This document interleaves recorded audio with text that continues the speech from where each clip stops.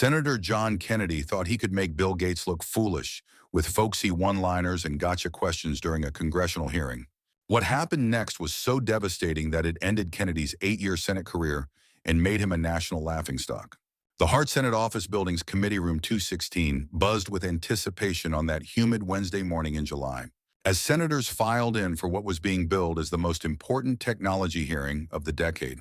The Senate Committee on Commerce, Science, and Transportation had called the session to examine big tech's impact on American innovation and competition, one with Microsoft founder Bill Gates as the star witness.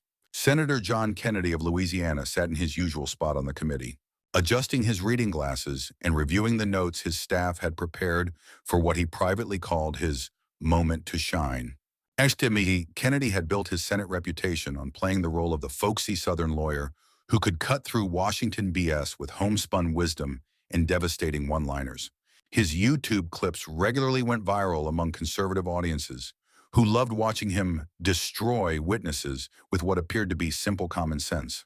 Bill Gates sat at the witness table, wearing his characteristic Navy suit and carrying himself with the quiet confidence of someone who'd spent decades being questioned by everyone from antitrust lawyers to global health experts. At 68, he'd testified before Congress dozens of times, but this hearing felt different. The political climate had shifted, and tech billionaires were no longer treated as visionary heroes, but as potential threats to democracy and economic fairness. What Kennedy didn't know was that Gates had spent the past week preparing for this hearing like it was a doctoral defense, not a political theater performance. He'd reviewed every committee member's background, studied their previous questioning styles, and prepared detailed responses to every possible line of attack. Committee Chairman Maria Cantwell opened the hearing with standard remarks about the importance of technology oversight. But everyone in the room knew the real show would begin when Kennedy got his turn to question Gates.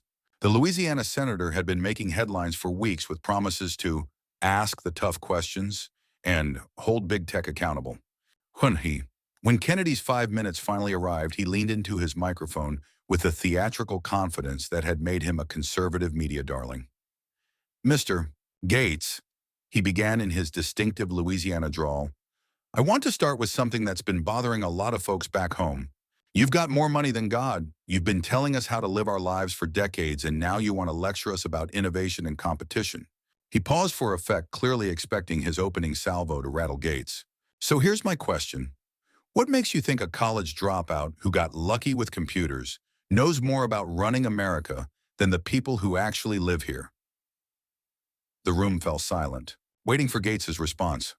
Kennedy sat back with a satisfied smirk, confident he'd landed the first blow in what he expected to be a one-sided demolition.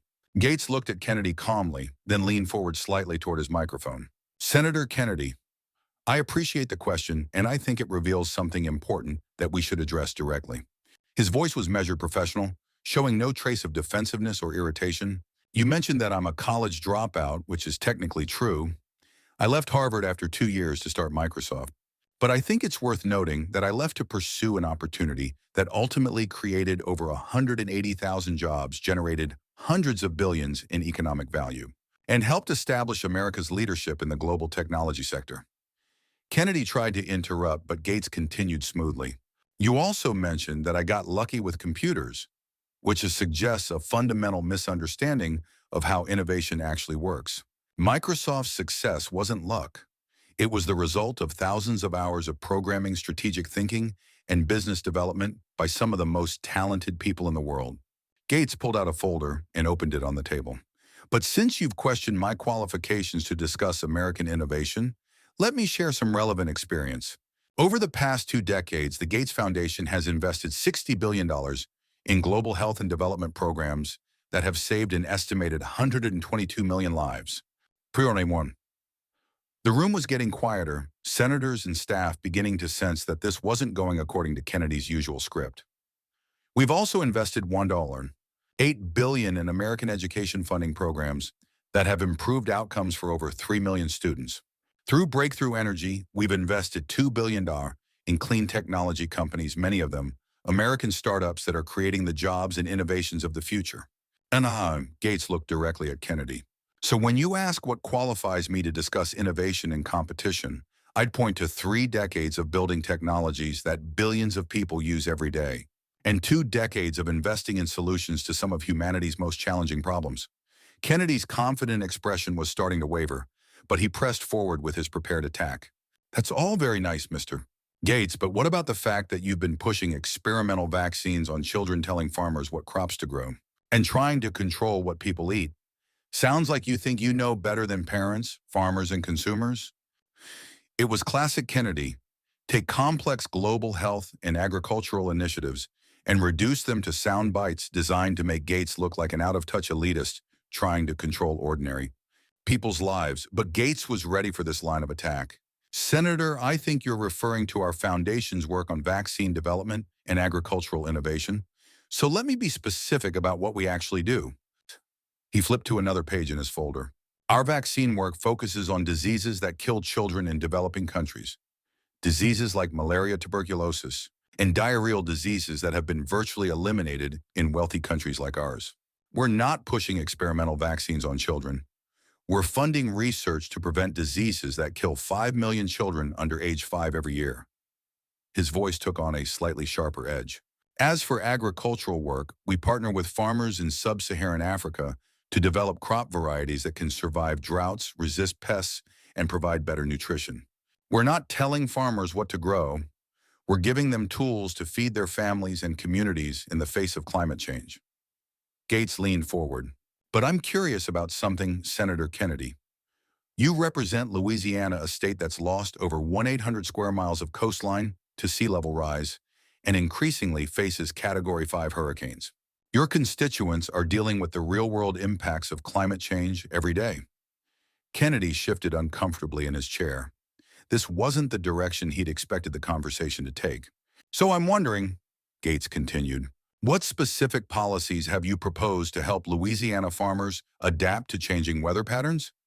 What legislation have you authored to help coastal communities prepare for sea level rise? What innovations are you supporting to help your constituents build resilience against climate impacts? The silence that followed was deafening. Kennedy clearly had no specific answers prepared. Because from where I sit, Gates said, it seems like you're more interested in attacking people who are trying to solve problems than in actually solving problems yourself. Kennedy tried to regain his footing with another folksy attack. Well, Mr. Gates, that's a real pretty speech, but most folks in Louisiana think you billionaires are more interested in social engineering than actually helping people. Social engineering, Gates repeated, his eyebrows rising slightly. Senator, let me tell you about social engineering. He pulled out his phone and showed a graph to the camera. This shows global child mortality rates from 1990 to 2020. In 1990, 12.6 million children under age 5 died every year. In 2020, that number was 5 million. That decline represents 6 million children who are alive today because of vaccines, nutrition programs, and medical innovations. Gates put his phone down and looked directly at Kennedy. If preventing 6 million child deaths per year is social engineering, then I'm proud to be a social engineer. He leaned back in his chair. But let's talk about actual social engineering, Senator. You voted against infrastructure bills that would help Louisiana's crumbling roads and bridges. You've opposed climate adaptation funding that could help your coastal communities. You've blocked healthcare legislation that could help your constituents afford prescription drugs. His voice grew stronger. So when you talk about helping people versus social engineering, I have to ask, what exactly have you done to help the people of Louisiana? Because from my perspective, it looks like you're more interested in performing for cameras than in actually governing. The room was completely silent now. Even Kennedy's fellow Republicans looked uncomfortable with how thoroughly their colleague was being dismantled. Kennedy made one last desperate attempt to regain control. Mr. Gates, you can throw around all the statistics you want, but the fact remains that you're an unelected billionaire trying to influence American policy. That's not democracy. That's oligarchy.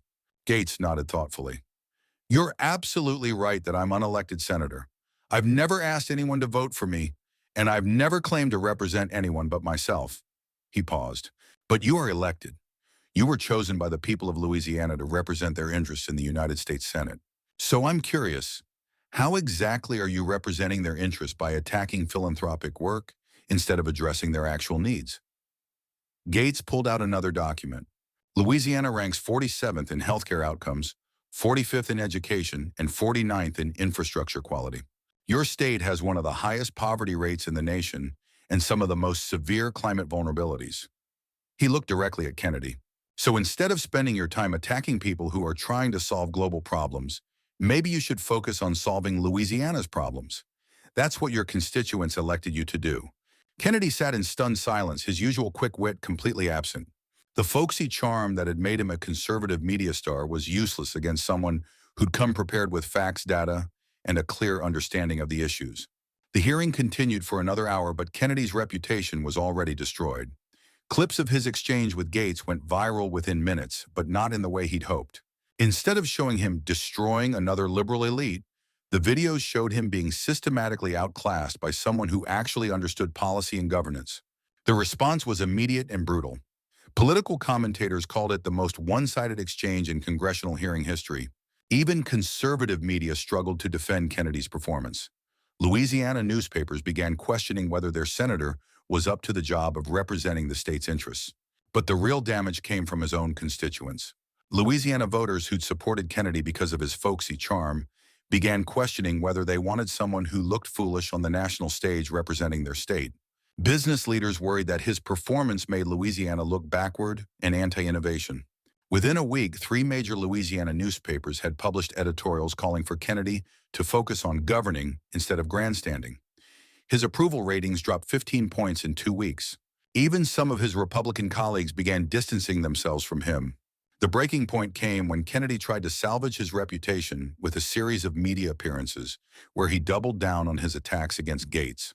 But every interview only made him look more petty and out of touch, while Gates continued his philanthropic work and received praise for his measured response to political attacks. 6 months later, facing historically low approval ratings and a strong primary challenger who'd used Kennedy's Gates exchange as evidence that he was embarrassing Louisiana, Kennedy announced he would not seek re-election in 2026. In his retirement announcement, he claimed he wanted to spend more time with family. But everyone knew the real reason. His political career had been ended by a single disastrous hearing where he tried to play games with someone who was actually serious about solving problems.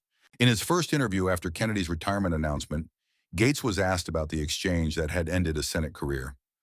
"I didn't set out to end anyone's political career," Gates said. "I just came prepared to discuss the issue seriously." Senator Kennedy seemed more interested in scoring political points than in addressing the challenges facing his constituents. He paused. "I think what happened in that hearing reflects a broader problem in American politics. Too many people are more interested in performing than governing. When you're dealing with serious issues like public health, climate change, and economic development, sound bites and folksy wisdom aren't enough. You need expertise, preparation, and a genuine commitment to solving problems." The lesson was clear. In an age of complex global challenges, political theater can't substitute for actual knowledge and preparation. And when someone who's dedicated their life to solving problems confronts someone who's only interested in scoring points, the difference becomes obvious to everyone watching. Senator John Kennedy thought he could make Bill Gates look foolish with folksy attacks and gotcha questions, boosting his own profile by taking down a tech billionaire. Instead, he exposed himself as someone who was more interested in performing than governing, more focused on sound bites than solutions. His career-ending encounter with Gates became a perfect example of what happens when political theater meets actual expertise, when prepared competence confronts unprepared grandstanding, and when someone who's actually trying to solve problems faces someone who's only trying to get attention.